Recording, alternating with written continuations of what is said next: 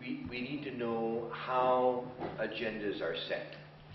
And we start with the politicians. They want to get elected, and so they can get their hands in the money to pass out to their constituencies and their friends and so on.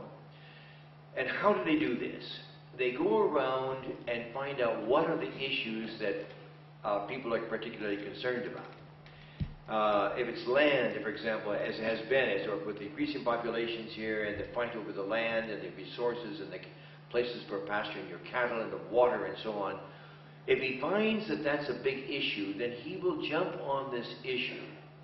And if there's a dispute on the land, he will take the side of the people he wants to defend.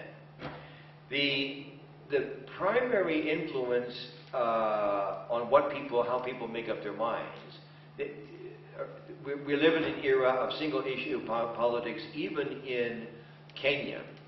The primary people to influence them are the local opinion leaders. And so the politician, and that's interpersonal communication and small group communication. If we wanted to change it, we would have to work it more at the interpersonal level and at the small group level. Then the politician will try to mobilize the opinion leaders around the issues that are particularly interesting to particular people. Then they will go, as we know, they've been going to vernacular radio stations, and a lot of the vernacular radio stations are run by the politicians themselves. And so they will amplify whatever these single issues are, whatever the interest of the opinion leaders and the problems of the local people. And so they will amplify, they will get the local people to tune into a particular radio station and say, yes, that radio station really is defending our interests. They're taking our side on the land issue, on the water issue, on the cattle issue, and so on.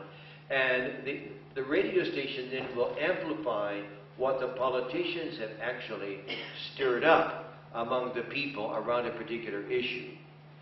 And so that is the situation we're facing. As you know, at every election over the last, I don't know how many years here in Kenya, it has brought a degree of violence, and the violence has picked up, it becomes stronger with each election.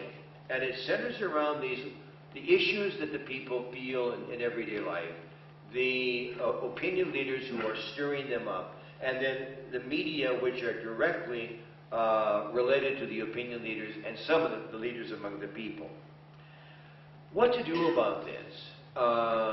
We had a conference at the end of January at Hekima Peace Center, run by Hakimani. And we had, one of the discussion groups that we had was dealt with the media.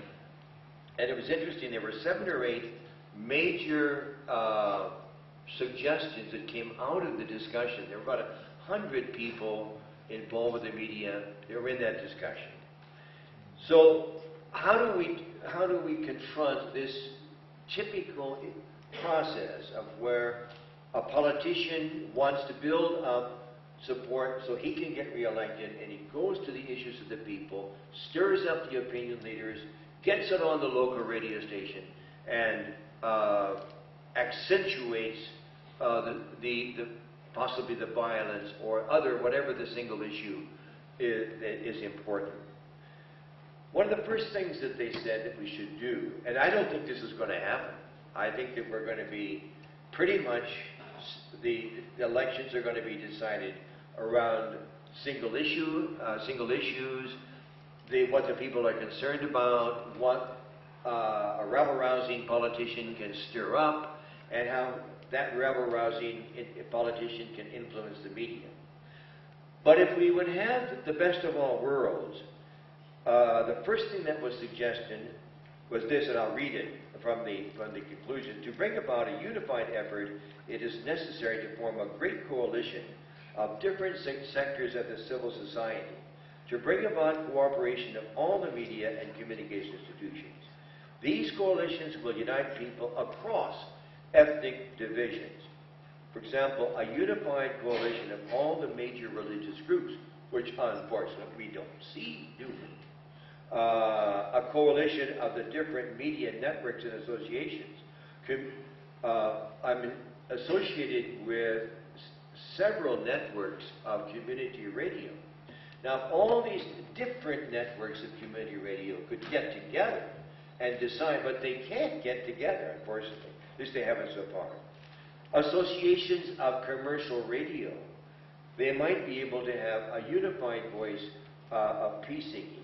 The major newspaper and television groups, they might get together and have a unified voice. A coalition of the organization representing business interests, civil rights group. If all of these organizations such as Jane is involved with, if we could get all the women's organizations, you're not the only one. If we could get all the women's organizations together and have a unified voice, we might be able to get someplace. Secondly, this is what the group was saying, work out strategies among associations of media owners, managers, and editors for education of the public regarding a peaceful and constructive election. I haven't seen any evidence of this too much in any of the big media. Thirdly, training programs for journalists. In Tanzania, in the last elections, the Media Council of Tanzania, maybe you're going to do this also here, I don't know, had a training program for journalists around the country on how to educate the people. By the way, in a survey which they took, what were the criteria for voting for a given candidate? 78% here in Kenya said that the candidate's manifesto, but are they really going to find out what the manifesto is? And are they going to pay attention to that? And will the journalist highlight that?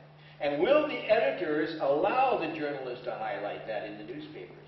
Because it's the editors who can control what the journalists are going to say. Anyhow, a training program for journalists could get people to be attentive to the candidate's manifesto.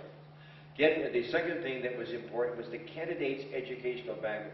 Get the people to be aware of this. 46% said the candidate's party was important for them.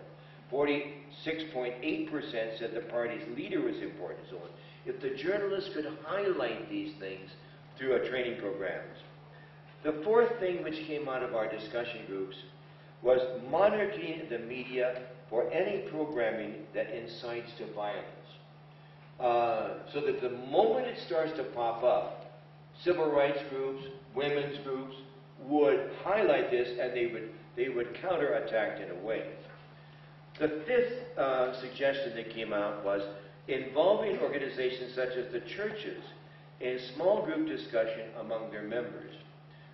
I have had some contact with South Africa. What really brought about a major change in attitudes years ago in the 90s, change in attitudes was all the churches came together by some miracle and had discussion groups which involved different people from different backgrounds. And I once did an evaluation of a radio station, Radio Santa Maria in the Dominican Republic, that was the major influence in the outcome of one of the elections there. And it was mainly caused by small group discussions, having an agenda week by week of discussion about what are the real issues. The sixth thing which came out of our discussion group, strengthening the role of early warning systems, that Ushahidi and a lot of other early warning systems, involving local leadership and civil society organizations. In these early warning systems, as soon as people are getting away from the real issues, try to bring them back to it. When violence is beginning to come up, to alert people to this. The seventh thing was schools of journalism should incorporate training in peace and conflict resolution journalism. If you look at the journalism programs, nothing along this line is coming up. To alert journalists to how do they get people to vote in an intelligent way in an election? Nothing is done in the journalism schools on this, as far as I know. And eighth, responsible behavior on the part of public officials, such as electoral commissions. How responsible is the Electoral Commission in trying to orchestrate a response to this situation. So, I don't know if my time is up, but more or less I've shared some ideas that came out of this discussion at the Hekima conference on preparedness for the next elections. Thank you.